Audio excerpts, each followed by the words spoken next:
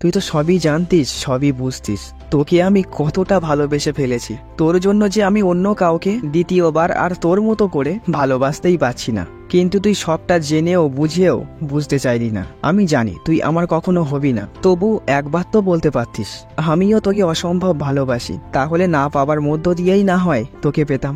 যাই হোক, ওই কথাটাকেই সত্যি বলে ধরে নেব, যে ভাগ্যে থাকে না তাকে শত চেষ্টার পরেও পাওয়া যায় না। তো আজকের গল্পটির বিষয়ে যতই বলবো ততই কম পড়ে যাবে। আমরা জীবনে কাউকে না কাউকে একতরফা ভালোবেসেছিই, কিন্তু তো গল্পটি সবাই ফিল করতে পারবে। আর বেশি কথা বলবো না, তো গল্পটি দেখো, ভালো লাগবে। তো গল্পের শুরুতেই আয়ান নামে একটা ছেলেকে দেখানো হয়, তার ইন্টারভিউ নেওয়া হচ্ছে। যে মহিলাটি নিচ্ছে তাকে দেখানো হয় না। তো তিনি আয়ানকে প্রশ্ন করেন, 5 বছরে 4টে সুপারহিট লাভ সং, আপনি তো ফেমাস হয়ে গেছেন। আসলে আয়ান একজন সিঙ্গার, তো আপনার গানে সবসময় একটা হৃদয় বিদারক, একটা মন ভাঙা তথা ফিলিংসের ব্যাপার থাকে কেন? তার মানে কি কোনো? আয়ান বলে, না না, তেমন ব্যাপার না, আমার ভালোবাসা পরিশুদ্ধ ছিল। আয়ান বলে, একজন ফেমাস ব্যক্তি আমাকে শিখিয়েছে একতরফা ভালোবাসা কতটা সুন্দর, কতটা শক্তিশালী। একতরফা ভালোবাসার মতো ভালোবাসা পৃথিবীতে আর নেই। তো ইন্টারভিউয়ার বলে, এই ভালোবাসার কি কোনো নাম আছে? আয়ান একটু মুচকি হাসে, আর সিন চলে আসে লন্ডনের একটি বারে। তো আয়ান এক ঢোক মারতেই সামনে একটি মেয়েকে দেখতে পায়। মেয়েটি সামনে নাচছিল। তো মেয়েটিকে দেখে আয়ানের মনে রবীন্দ্রসঙ্গীত শুরু হয়ে যায়। তো কিছু মুহূর্ত পরে দেখতে পাই মেয়েটিও আয়ানকে আঙুল দিয়ে ডাকছে, আয়া এদিকে আয়। তো আয়ান সেখানে যায়। একটু পরেই তারা রুমে আসে এবং 100 কিলোমিটার বেগে চুমু খেতে শুরু করে দেয়। তো মেয়েটি ফট করে হেসে ফেলে। সে বলে, আরে ভাই কি করছিস? কি চুমু খাওয়া বলে? আয়ান বলে, এসব আমার অভ্যেস নেই। তো যাই হোক, এখানে এদের মধ্যে কিছু মজার কথা হয়। তো এখানে একটা কথা বলে রাখি, তাহলে পরবর্তীতে এই ব্যাপারটা গল্পের সঙ্গে সঙ্গে সয়ে যাবে। এইসব কিসিং বা ফিজিক্যালি এসব ব্যাপার কিন্তু ওদের কাছে নর্মাল, ঠিক আছে? এই ব্যাপারগুলোকে অ্যাভয়েড করে গল্পটাকে উপভোগ করো। তো মেয়েটি নিচে নেমে আসে। তো আয়ানও তার সঙ্গে সঙ্গে নেমে আসে। আরে ভাই, আমার সঙ্গে এভাবে লেগে আছিস কেন? আয়ান বলে, এখানে আমি কাউকে চিনি না তো ওই জন্য। মেয়েটি বলে, চিনিস না তো আমি কি করব? বলেছে চলে যায়। আয়ান বলে, অত ভাও খাওয়ার কি আছে? বলেছে চলে যাচ্ছিল। তখন মেয়েটি বলে, আচ্ছা দাঁড়াও, এবং তাদের মতো টুকটাক কথা হয়, একটু অর্ধক পানিও খায়। মেয়েটি বলে, চলো ঘুরে আসা যাক। আয়ান বলে, ঠিক আছে চলো। ও আচ্ছা, তোমার তো নামটাই জানা হলো না। মেয়েটি বলে, আলিজা খান। আয়ান বলে, রাহুল, নাম তো শোনাই হোগা। মেয়েটি বলে, না। আয়ান বলে, মজা করলাম, আমার নাম আয়ান।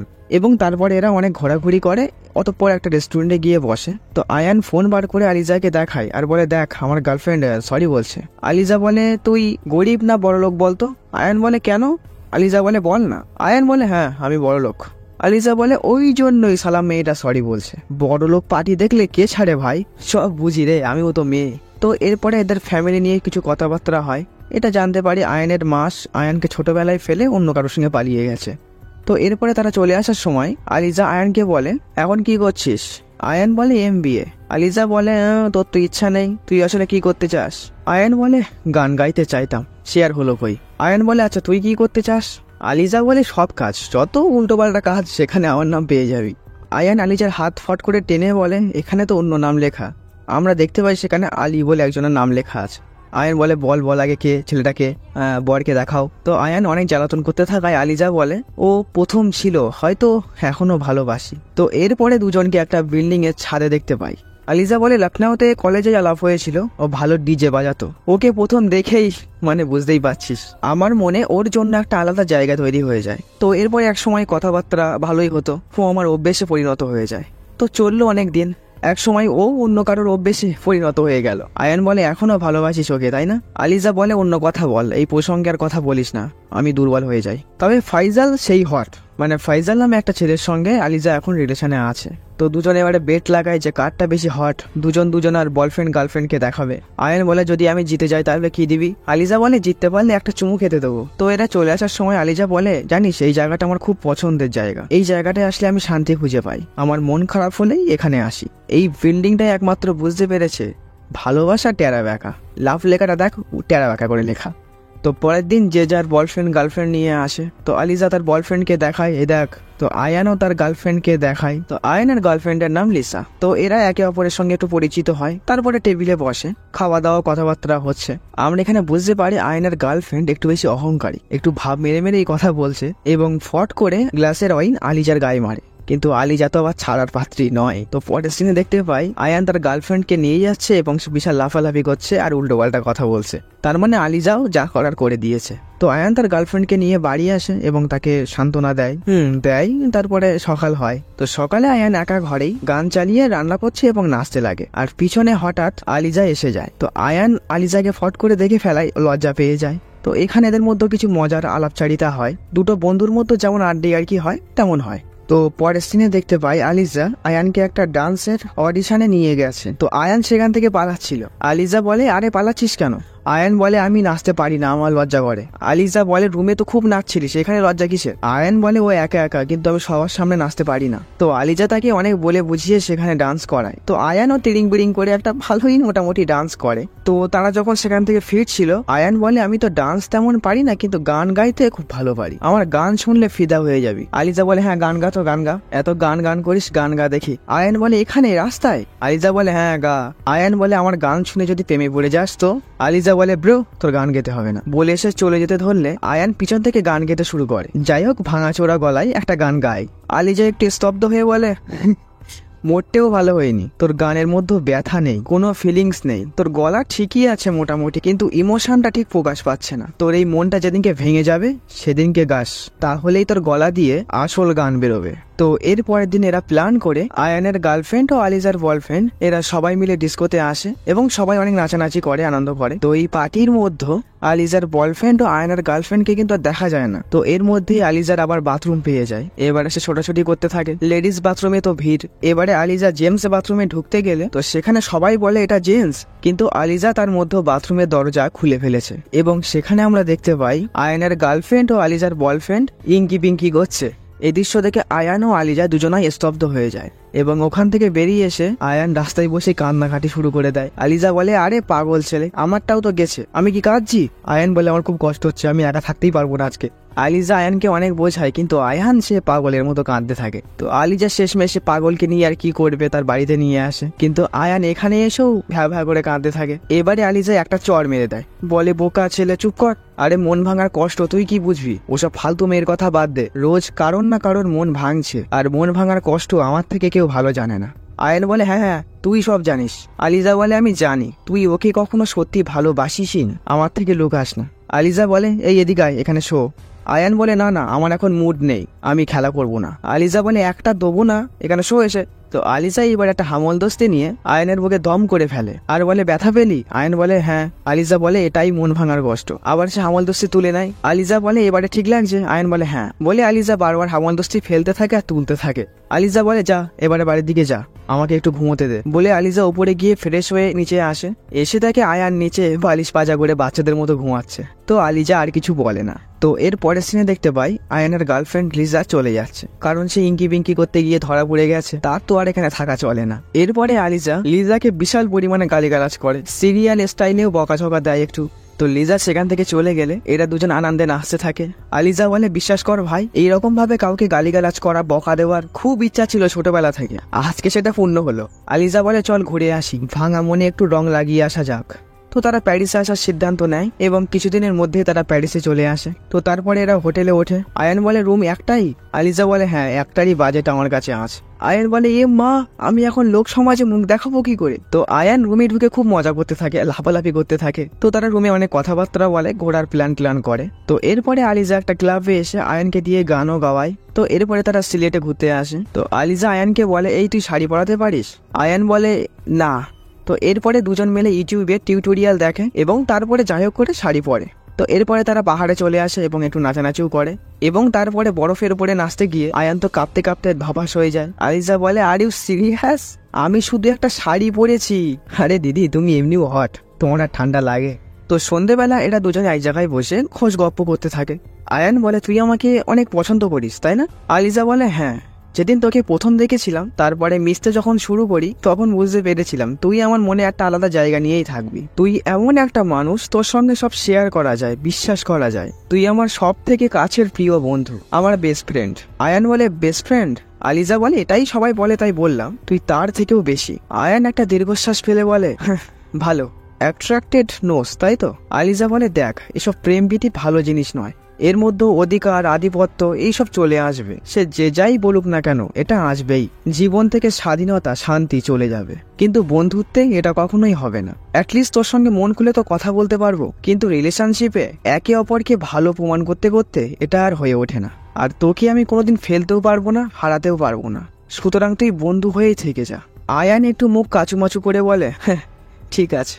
তো এখানে সিন কাট হয়। তো পরের সিনে এদেরকে একটা পার্টিতে দেখতে পাই। তো মজা করতে করতে হঠাৎ আলিজার মুখটা শুকিয়ে যায়, সে কাউকে একটা দেখেছে এবং আমরা দেখতে পাই এক ডিজে কে। এই হচ্ছে আলী, আলিজার সঙ্গে যার আর কি রিলেশন ছিল। তো আলিজা আস্তে আস্তে আলীর সামনে যায়, তো আলীও তাকে দেখতে পাই এবং সেও স্তব্ধ হয়ে যায়। তো এই সময় আয়ান সেখানে চলে আসে এবং এদের দুজনকে দেখে সে একটু অবাক হয়, এরম দাঁড়িয়ে আছে কেন এরা। তো আলিজা সেখান থেকে তাড়াহুড়ো করে চলে আসে। আয়ান বুঝতে পারে এই হচ্ছে সেই আলী এবং আলিজার রুমে এসে তাড়াতাড়ি ব্যাগ গোছাতে থাকে। আলিজা বলে, না না, ও আমার জীবনে ফিরে আসতেই পারে না, আমি চাই না, এবং সে অনেক অস্থির হয়ে পড়ে। আয়ান তাকে অনেক বোঝানোর চেষ্টা করে, কিন্তু আলিজা তার সঙ্গে রাশ নিয়ে কথা বলতে থাকে। আলিজা বলে, গুছিয়ে নে, আমরা এক্ষুনি চলে যাবো, ফ্লাইট বুক করছি আমি। তো আয়ানও চুপচাপ গুছিয়ে নিয়ে দুজন একসঙ্গে বেরিয়ে আসছে। এমন সময় আলী সেখানে চলে আসে এবং সে আলিজাকে থামানোর চেষ্টা করে। তো আয়ান আলীকে বাধা দিচ্ছিল এবং এর ফলে এদের দুজনের মধ্যে হাতাহাতির পর্যায়ে পৌঁছে যায়। আলিজা বলে, আরে থামো না তোমরা। আলী বলে, আরে একটা ভুলের জন্য আর কত শাস্তি দেবে আমাকে, ফিরে চলো আমার সঙ্গে। আরে তোমার এত ইগো, একটা তো সুযোগ দাও আমাকে। তো আয়ান আলিজার হাত ধরে টেনে নিয়ে যাচ্ছিল। আলিজা বলে, তুই চলে যা। আয়ান বলে, কি? আলিজা বলে, তুই চলে যা, আমি আলীর সঙ্গেই যাব। এই কথাটার জন্য আয়ান একেবারেই প্রস্তুত ছিল না। কেউ যেন তার বুকে 100 হাতুড়ি একসঙ্গে মারল। আয়ান আলিজাকে বোঝানোর চেষ্টা করে তার সঙ্গে যেতে, কিন্তু আলিজা আলীর সঙ্গেই চলে যায়। তো এরপরে আয়ান একা একাই ফিরে আসে এবং তারপর থেকে সে মন মরা হয়ে পড়ে থাকে। তার জীবন থেকে যেন হাসিটা কেউ কেড়ে নিয়েছে। তো এরপরে সিনেমার বর্তমানে আসে, মানে যেখানে ইন্টারভিউ নেওয়া হচ্ছিল আয়ানের।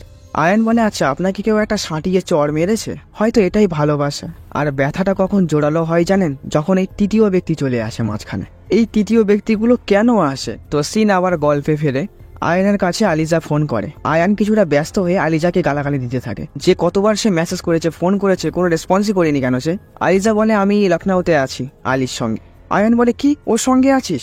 তুই ওর সঙ্গে খেলা করিসনি তো? আলিজা বলে, কি? আয়ান বলে, সত্যি কথা বলতে করেছিস কিনা? আলিজা বলে, পাগল তুই? আয়ান বলে, হ্যাঁ আমি তো পাগল, এখন বয়ফ্রেন্ড পেয়ে গেছিস, পরে পেয়ে গেছিস, যা বেরো। আমি কে? তুই তো বলেছিলিস ওর সঙ্গে আমি দেখা করতে চাই না, একসঙ্গে আর থাকতেও চাই না। আলিজা বলে, যারা ভালোবেসেছে তাদের কখনো বিশ্বাস করতে নেই, ও হয়ে যায় রে। আয়ান বলে, দেখ ও তোকে ছেড়ে চলে যাবে, আমি বলছি, ওর দেখি ওরকম মনে হলে কি হবে, ও ভালো না। আলিজা বলে, আমি নিজেকে সামলাতে জানি। আয়ান বলে, তুই কেন বুঝছিস না রে? আলিজা বলে, তোর যা বলার বলে নে, আমি ওকে ভালোবাসি রে। আর ও জানিস অনেক কেঁদেছে, আমার কাছে অনেক ক্ষমাও চেয়েছে। আলিজা বলে, আলী আমাকে বিয়ে করতে চায়। আয়ান বলে, তুই কি বলেছিস? আলিজা বলে, হ্যাঁ আমিও বিয়ে করতে চাই, আমি তো ভালোবাসি ওকে। আয়ানের বুকে ছ্যাঁত করে লাগে কথাটা। আলিজা বলে, বাড়ি থেকে আমাকে বের করে দিয়েছে, তো আমার পক্ষ থেকে তুই আসবি? আয়ান কষ্টে কান্নাটা ধরে রেখেছে, সে কিছু বলে না। ওই দিক থেকে আলিজা বলে, তুই আসবি তো? আয়ান ভাঙা ভাঙা গলায় বলে, হ্যাঁ যাব, বলে সে ফোনটা কেটে দেয় এবং সে নিজেকে সংবরণ করার চেষ্টা করে। তো এরপরে সিন শিফট হয় আলিজার বিয়েতে। তো বিয়ে বাড়ি নাচাগানা তো হবেই, কিন্তু এখানে আয়ানকে দেখতে পাই সে কতকটা বেখেয়ালি ভাবে ঘুরছে আর সে আলিজাকে দেখছে। আলিজা কতই না খুশি, কিন্তু আয়ান তার প্রিয় বান্ধবীর বিয়েতেও খুশি হতে পারছে না, তার ভিতরে যেন একটা চাপা কষ্ট হচ্ছে। তো আয়ানও একটু সেজে গুজে নেয়। তারপরে যখন আলিজাকে বিয়ের সাজে দেখে, আয়ানের বুকটা তখন পুরোই ফেটে যাচ্ছে, তবু তার মুখে একটা ফিকে হাসি নিয়ে নিজেকে সংবরণ করেই চলেছে। তো এরপরে আয়ান গান গেতে শুরু করে। এইবারে তার গানে যেন ব্যথা ফুটে উঠেছে। তো আয়ানের গান গাওয়া দেখে আলিজার মুখটা শুকিয়ে যায় এবং সে আয়ানকে টেনে একটা ঘরে নিয়ে আসে এবং আলিজা আয়ানকে বলে, বাহ তুই তো ভালোই গান শিখে গেছিস। আয়ান চুপচাপই দাঁড়িয়ে আছে। আলিজা বলে, আজ তোর গানের মতো সত্যিই একটা ব্যাপার ছিল। আয়ান বলে, কষ্ট ছিল, ফিলিংস ছিল, ভালোবাসা ছিল, তবে এগুলো কার জন্য ছিল জানিস? আলিজা বুঝতে পারে যে তার কথাই বলছে, কারণ মেয়েরা সবই বোঝে, সবই জানে, শুধু না বোঝার ভান করে যায়। তো আলিজা বলে, না তোর কিছু বলতে হবে না। আয়ান বলে, বিশ্বাস কর আমি তোকে খুব ভালোবেসে ফেলেছি, সত্যিই আজকে আমার বুক ফেটে যাচ্ছে, আমি কি করব বুঝতে পারছি না, আমি কি করব। এবং পাশেই একটা ফুলের টব ছিল, সেটা নিয়ে নিজের বুকে মারতে থাকে আর বলে, আমার সত্যিই কষ্ট হচ্ছে রে, আমি সহ্য করতে পারছি না। আলিজা তো পড়ে যায় বড় ঝামেলায়। আলিজা বলে, আয়ান তোকে আমি আমার সব থেকে কাছের প্রিয় বন্ধু হিসাবে চেয়েছি, তুই এমন করিস না প্লিজ। আয়ান বলে, ঠিক আছে, আমি আর তোকে কখনো জ্বালাতন করব না, ভালো থাকিস, বলে আয়ান সেখান থেকে চলে যায়। তো এর পরের সিনে দেখতে পাই আয়ান এয়ারপোর্টে, সে লন্ডনে ফিরে যাচ্ছে। তো ফ্লাইটে দেরি থাকায় সে একটি আঙুর নিয়ে খেতে শুরু করে এবং একজনের কাছে গিয়ে বলে, এখানে কি আমি বসতে পারি? সে বলে, হ্যাঁ বসো। তো একটি মেয়ের পাশে আয়ান বসে। আয়ান বলে, আঙুর খাবেন? মেয়েটি বলে, না। আয়ান বলে, এই দেখো মেহেন্দি, আমার এক প্রিয় বন্ধুর বিয়েতে আমি গিয়েছিলাম, কিন্তু যাই হোক। বাহ, তোমারও ব্রিটিশ পাসপোর্ট? তো আয়ান এটা সেটা নিয়ে বকাবকি করতেই থাকে। ও হ্যাঁ, মেয়েটির নাম সাবা। তো সাবা আয়ানকে বলে, বেশি কথা কিন্তু বাচালরা বলে। আয়ান চুপ মেরে যায়, আর চোখের জল বাইরে আসতে দাও, আর কতক্ষণ আটকে রাখবে ওদের? তো এইবারে আয়ান কেঁদেই ফেলে। তো এরপরে দুজনকে ফ্লাইটে দেখতে পাই। আয়ান আলিজার গল্প সাবাকে সব খুলে বলছে, আর সাবা চুপচাপ শুনেই যাচ্ছে শুধু। তো প্লেন থেকে নেমে সাবা আয়ানকে বলে, তোমাকে সান্ত্বনা দেওয়ার ভাষা বা কথা আমার কাছে নেই, তবে এই বইটি নাও, এটা পড়ো, যদি তোমার মন হালকা না হয় ফোন নাম্বার দেওয়াই আছে, কল করো। তো এরপরে সাবা চলে যায়, আয়ানও বাড়ি ফিরে আসে। তো আয়ান বইটি পড়তে থাকে এবং সেখানে একটা কথা দেখতে পায়, এ দিল হে মুশকিল।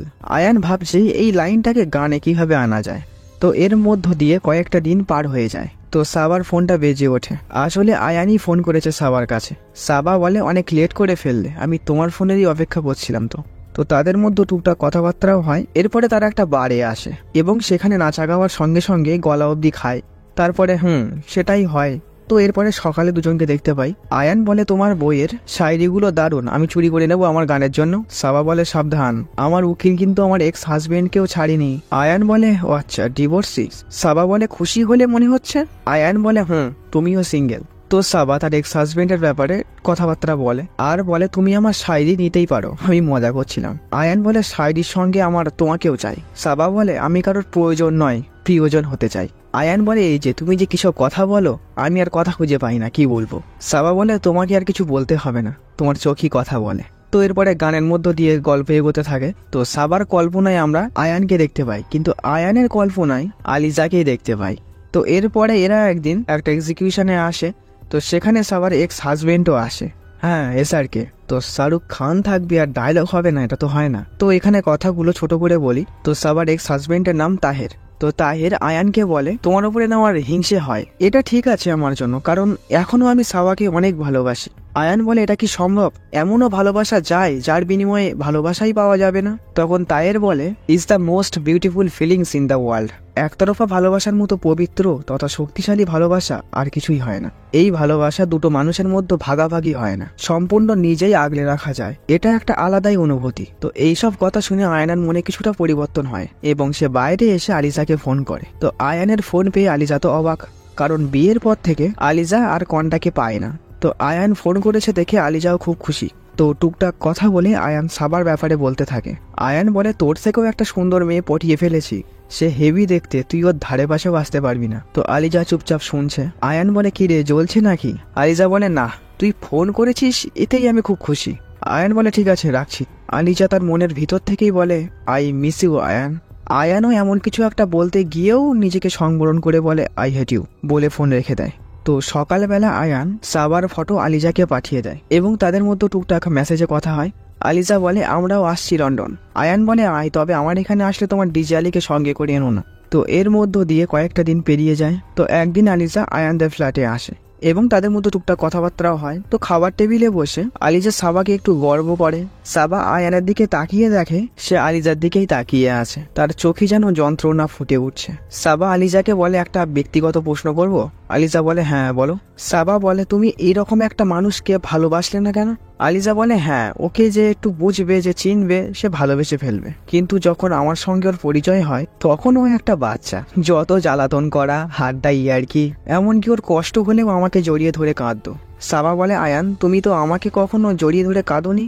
আয়ান বলে, তোমাকে জড়িয়ে ধরলে তো আমার কান্না না অন্য কিছু পায়। তো এরপরে খাওয়া দাওয়ার মাঝে টুকটাক কথাবার্তা চলছে, কিন্তু সাবা এদিকে বারবার খেয়াল করছে আয়ান বারবার আলিজাকে দেখছে না, তার চোখে লোভ লালসা নেই, আছে শুধু একটা চাপা কষ্ট ভরা ভালোবাসা।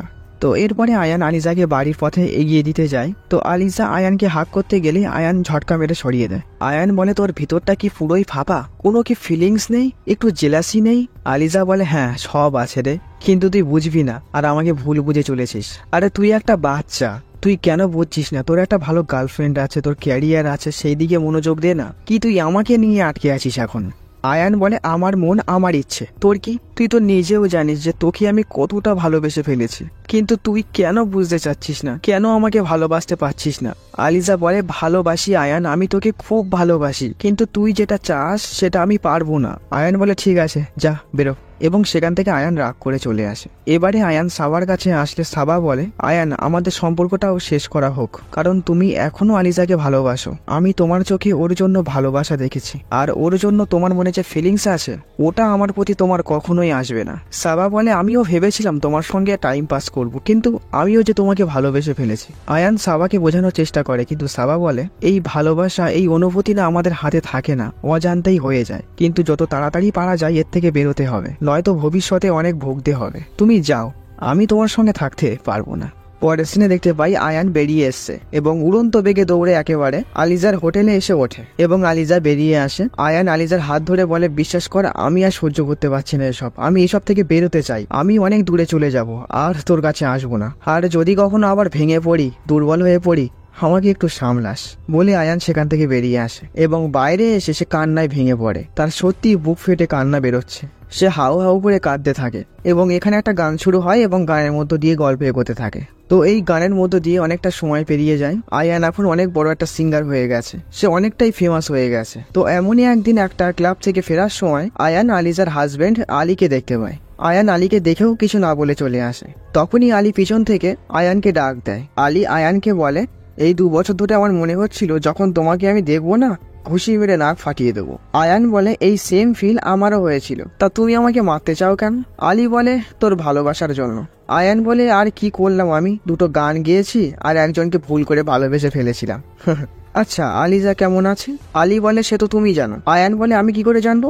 আলী বলে, আমি ভাবলাম তোমার কাছেই আছে, গত 2 বছর ধরে আমার কাছে ও নেই, আমাকে ছেড়েও চলে গেছে। কিছুদিন আগে শুনলাম লন্ডনে আছে, এর বেশি আমি আর কিছু জানি না। বলে আলী সেখান থেকে চলে যায়। তো আয়ানের মনে হয় আলিজা লন্ডনে থাকলে একটা জায়গায় যেতে পারে এবং আয়ান দৌড়ে সেখানেই আসে, সেই যেখানে লাভ টেরাবাকা করে লেখা ছিল সেই বিল্ডিং এর ছাদে। কারণ আলিজা বলেছিল তার যখন মন খারাপ হয়, ভালো লাগে না, তখন সে এখানে এসেই থাকে। তো 2 দিন পার হয়ে যায় কিন্তু আলিজা আসেন।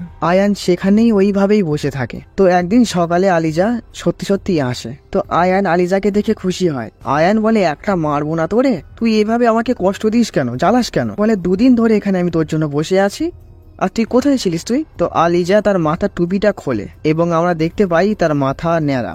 আয়ান বলে, টাকলু হয়েছিস কেন? আলিজা মুখে একটা ফিকে হাসি নিয়ে বলে, আরে ভাই, আমি মরতে বসেছি, আমার ক্যান্সার হয়েছে, লাস্ট স্টেজ।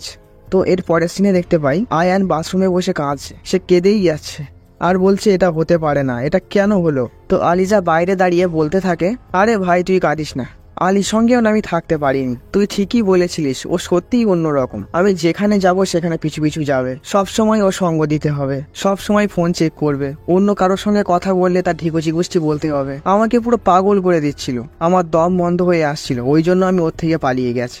তো এরপরে আমার শরীরটা একটু খারাপ হয়ে যায়, ডাক্তারের কাছেও যাই, বলে ক্যান্সার লাস্ট স্টেজ। তো আয়ান অনেক কান্নাকাটি করতে থাকে। তো আলিজা তাকে আগে সেই বাচ্চাদের মতো করেই আয়ানকে সামলায়। তো এরপরে দিন আলিজা আয়ানকে একটা রেস্টুরেন্টে দেখা করতে বলে। তো আয়ানও সেখানে ন্যাড়া হয়ে এসেছে। তো সেখানে তারা একটু খাওয়া দাওয়া আনন্দ করে। তো তারপরে তারা বাড়ি আসে। তো আয়ান আলিজাকে একটা চুমু খেতে যায়, কিন্তু আলিজা থামিয়ে দেয়। আয়ান বলে, ভাবছিস যে তোর সঙ্গে শোয়ার জন্য আমি এত কিছু করছি, আসলে ব্যাপারটা তা নয় রে। তোর সঙ্গে থাকলে যে অনুভূতি আমি যাপন করি, আর কারোর সঙ্গে থাকলে সে অনুভূতি আমার হয় না। আমি তোর থেকে দূরে গিয়েছি, অন্য রিলেশনে জড়িয়েও দেখেছি, কিন্তু আমি তোকে ভুলতে পারছি না, আমার মাথা থেকে তোকে বার করতেই পারছি না। আচ্ছা, তোর তো আমি খুব ভালো বন্ধু, তুই তো আমার ব্যাপারে সবই জানিস, তাহলে ওই আলীর মধ্যে কি এমন আছে যা তুই আমার মধ্যেও দেখতে পাস না? আলিজা ব্যাপারটা এড়িয়ে যেতে চায়, কিন্তু আয়ান তাকে এবারে ধরে, বলে তোকে বলতেই হবে যে কেন আমাকে তুই ভালোবাসতে পারিস না। আলিজা বলে, তুই বুঝবি না, তুই চুপ কর।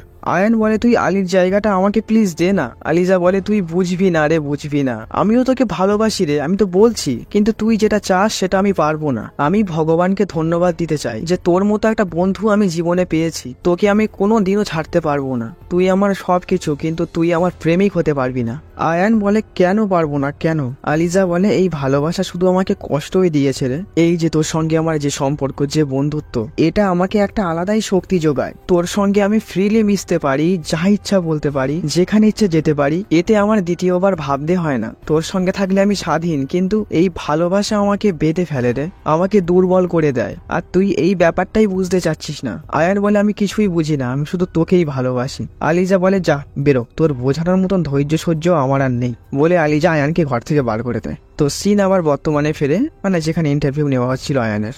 আয়ান বলে বড্ড আজব কাহিনী এই প্রেম আর বন্ধুত্বের। বন্ধুত্ব হলো হিরোইন আর প্রেম হলো হিরো। এটাই রাগ হয় যে প্রেম কখনো বন্ধুত্বকে বুঝতেই চায়নি। তো সিন আবার গল্পে ফেরে। তো আয়ান আলিজার কাছে গিয়ে দেখে আলিজা সেখানে আর নেই, সে রাগ করে চলে গেছে। তো আয়ান আলিজাকে কথা দিয়েছিল যে সবসময় তার পাশে থাকবে। তো আয়ান দৌড় দেয়। তো নায়িকা কোথায় আর যাবে, এয়ারপোর্ট। তো আয়ান সব জায়গায় খুঁজতে খুঁজতে এয়ারপোর্টে গিয়ে পৌঁছায়। তো আয়ান খোঁজ নিয়ে জানতে পারে ফ্লাইট কিছুক্ষণের মধ্যেই ছেড়ে দেবে। তো আয়ান আলিজাকে ফোন করে। আলিজা ফোনটা রিসিভ করে। আয়ান বলে আমি এয়ারপোর্টে এসেছি, তুই প্লিজ শেষবারের মতো আমার সঙ্গে একবার দেখা কর। আলিজা বলে আর সম্ভব নয়, ফ্লাইট ছেড়ে দেবে, এবং সে ফোন কেটে দেয়। এইদিকে আয়ান কান্নায় ভেঙে পড়ে। তো কিছুক্ষণ কেটে যায়। অতঃপর আয়ানের ফোনে একটা ফোন আসে। ফোনটা রিসিভ করতেই আয়ান দৌড়াতে থাকে এবং একটা অ্যাম্বুলেন্সের কাছে আসে, এবং সেখানে আমরা আলিজাকে দেখতে পাই। আয়ান তো ভয় পেয়ে যায়। সে অ্যাম্বুলেন্সে উঠে বলে না, এত তাড়াতাড়ি তুই যেতে পারিস না, তোকে যেতে দেবো না। তো আলিজা তার অক্সিজেন মাস্কটি সরিয়ে আস্তে করে বলে আরে পাগল, আমি অসুস্থ হওয়ার অ্যাক্টিং করছি, নয়তো ফ্লাইট থামাতাম কি করে? ক্যান্সার হওয়ার একটা তো ফায়দা তুলতেই হবে না। আয়ান বলে সরি রে, কাল রাতে ওসব বলার জন্য। আর কখনো তোকে আমি ভালোবাসার কথা বলবো না, আমরা বন্ধুই থাকবো। আলিজা বলে ঠিক আছে, একটা গান গা, আমি চুপচাপ শুয়ে থাকি। তো এখানে সিন কাট হয়ে যায়। তো সিন আবার বর্তমানে ফেরে। আয়ান বলে শেষ, ইন্টারভিউ ডান, আমি একটা গান গাইতে পারি? ইন্টারভিউয়ার বলে অবশ্যই। তো আয়ান একটা গান গাইতে শুরু করে তার ভিতর থেকে একদম। আসলে আলিজা তারপরেই মারা গেছিল। আর গল্পটি এখানেই শেষ হয়ে যায়। আসলে প্রেমের স্বভাব হচ্ছে প্রকাশ করা, লোককে ডেকে জানানো। তবে পৃথিবীর সব থেকে সুন্দর অনুভূতি হচ্ছে এই একতরফা ভালোবাসা। এটা একান্তই গোপন থেকে যায়, এর মধ্যে একটা আলাদা জীবনী শক্তি থাকে। তবে মানুষটা অন্য কারোর হয়ে যাবে, এটা আমরা জানি, বুঝি, কিন্তু মানতে পারি না। আচ্ছা, তারাও কি হারায় যাদেরকে আমরা হারাই? পরিশেষে ওই কথাটাকেই আমাদের আঁকড়ে ধরতে হয়। যেটা বা যে ভাগ্যে থাকে না, সেটা শত চেষ্টার পরও পাওয়া যায় না। এবারে একটা বাস্তব কথা বলি, কাউকে না ওই একতরফা ভালোবাসতে যেও না। যে তোমাকে ভালোবাসে, যে তোমার কথা মনে করে, তার কথাই ভাবো। এই একতরফা ভালোবাসা কিন্তু তোমাকে তিলে তিলে শেষ করে দেবে। তো যাই হোক, গল্পটি কেমন লাগলো জানিও। আর কারা কারা এমন বান্ধবীকে একতরফা ভালোবেসে নিজেকে জালে জড়িয়ে ফেলেছো, সেটাও কমেন্ট বক্সে অবশ্যই জানিও। তো আজকের মতো টাটা।